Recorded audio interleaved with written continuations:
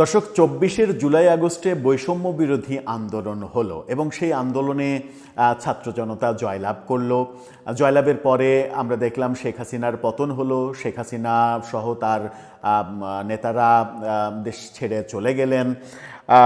অর্থাৎ নতুন একটা রাজনৈতিক বন্দোবস্ত পেলাম, বৈষম্য মুক্ত একটা সমাজ পেলাম। এই সমাজে আর বৈষম্য থাকবে না, এটাই তো আমাদের হওয়ার কথা ছিল। কিন্তু সমাজের পরতে পরতে বৈষম্য সৃষ্টির নতুন নতুন নজির স্থাপন করা হচ্ছে এবং সেটা এই সরকারের আমলেই।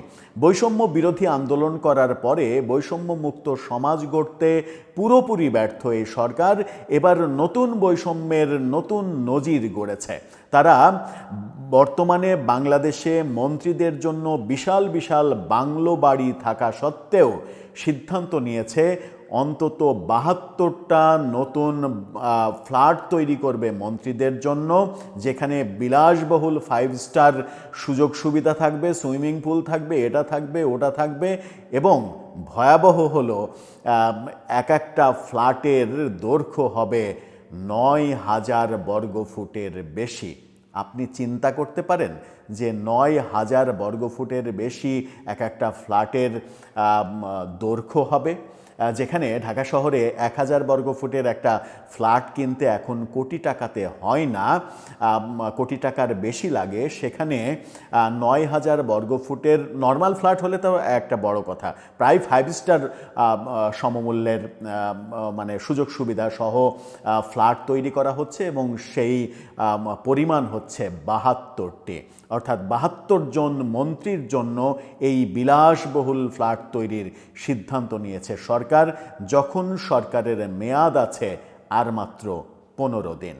সরকারের মেয়াদ ১৫ দিন যখন রয়েছে তখন সরকার এই ধরনের সিদ্ধান্ত নিচ্ছে, যে সিদ্ধান্ত পরিষ্কারভাবে সমাজে প্রতিষ্ঠিত করে যে সরকার বৈষম্য বিরোধী আন্দোলনের ফলে যে সরকার এসেছে সেই সরকার সমাজে নতুন করে বৈষম্য প্রতিষ্ঠিত করতে চায়। মন্ত্রীরা আলিশান 5 স্টার মডেলের বাড়িতে থাকবেন আর কিছু মানুষ খেতে পাবে না ৩ বেলা। এই বৈষম্য দূর করার জন্যই তো আন্দোলনটা হয়েছিল, নাকি যারা আন্দোলন করেছিলেন তাদের পকেট ভরার জন্যই আন্দোলনটা হয়েছিল? যেটা আমরা অনেকের ক্ষেত্রেই দেখছি, আন্দোলনরত অবস্থায় ছাত্র ঠিকঠাকভাবে পোশাক কেনার টাকা নেই, তারা আজকে লক্ষ কোটি টাকার মালিক, হাতে ২-৩টা করে আইফোন কিংবা আইফোনের চাইতেও দামি ফোন, নতুন নতুন প্রতিদিন পাঞ্জাবির মডেল চেঞ্জ, যে এক একটা পাঞ্জাবির মূল্য অন্তত ১২, ১৫, ২০ হাজার টাকা। এই ব্যাপারগুলো তো আমরা দেখছি। তাহলে বৈষম্য মুক্ত কোন সমাজ গড়তে পারলাম আমরা? চলুন একটু দেখি এই ভয়াবহ প্রতিবেদনটাতে প্রথম আলো কি বলছে, কি উঠে আসলো। থাকবেন পলিটিক্স টিভির নিয়মিত আয়োজনে।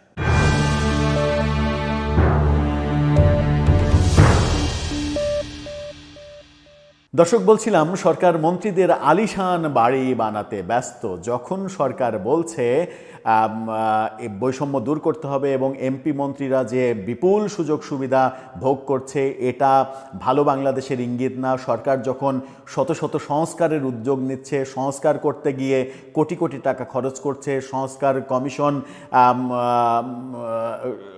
জুলাই সনদ স্বাক্ষর হওয়া পৃষ্ঠা পাল্টে দিয়ে নতুন নতুন পয়েন্ট সেখানে ইনক্লুড করছে ফাইনাল ব্যাপারে, এই অভিযোগগুলো যখন সরকারের দিকে যাচ্ছে, ঠিক তখন মন্ত্রীদের এই বিশাল বাড়ি তৈরি করা, তাও যদি প্রয়োজন হতো, মন্ত্রীদের এই মুহূর্তে প্রথম আলোর তথ্য অনুযায়ী ৭১টি বাংলো বাড়ি রয়েছে।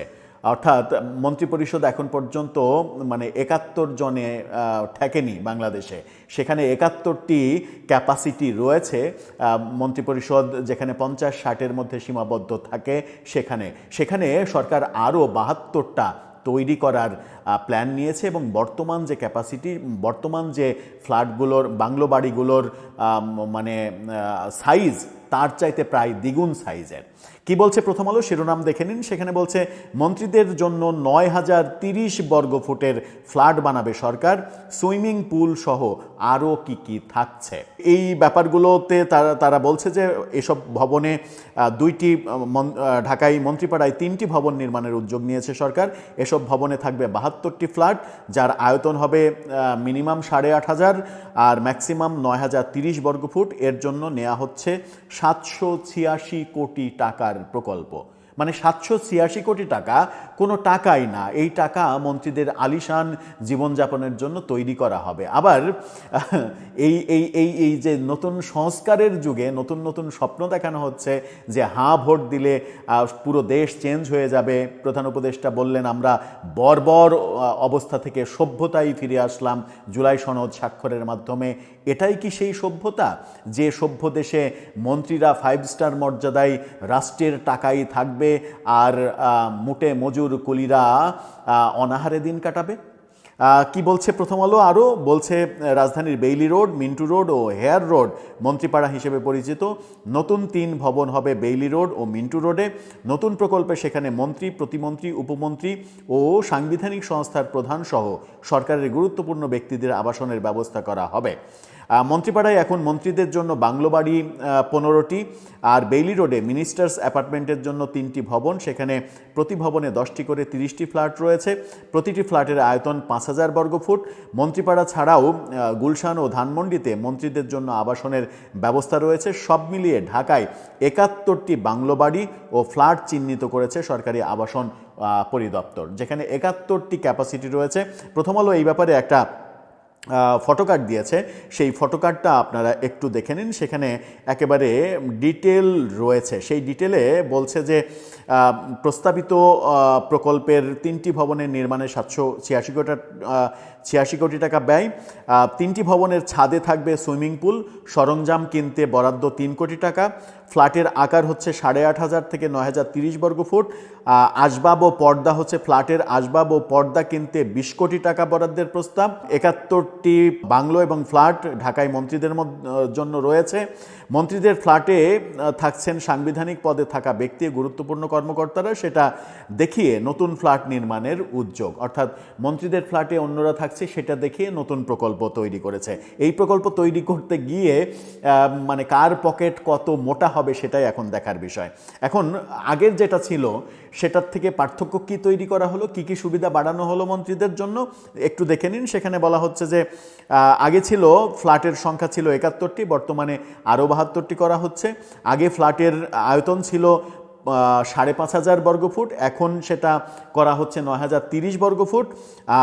আগে সুইমিং পুল নেই কোনো ফ্ল্যাটের কিংবা বিল্ডিংয়ে, এখন সুইমিং পুল থাকবে।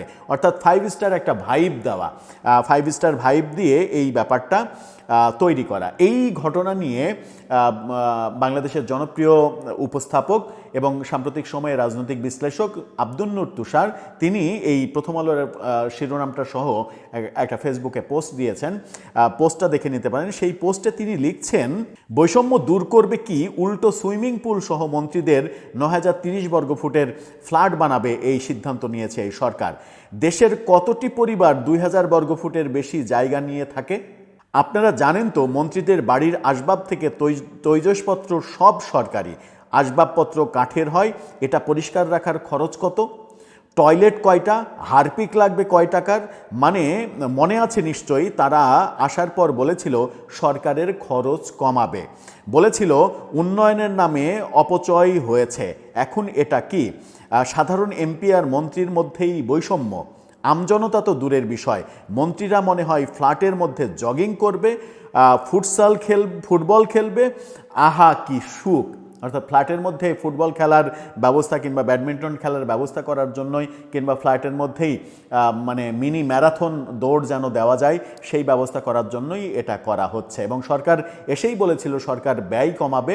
প্রতিটা ক্ষেত্রে, প্রতিটা প্রজেক্টে, বিগত সরকারের নেওয়া প্রায় প্রতিটা প্রজেক্টে এই সরকার এসে 2000, 5000, 2500 কোটি টাকা ব্যয় বরাদ্দ বাড়িয়েছে। এবং আজকেও আমরা দেখেছি পরিকল্পনা উপদেষ্টা একটা প্রকল্পের ব্যয় 2500 কোটি টাকা বাড়ানোর সিদ্ধান্ত ঘোষণা করেছেন। অর্থাৎ অথচ সরকার এসেই বলেছিল ব্যয় কমাবে।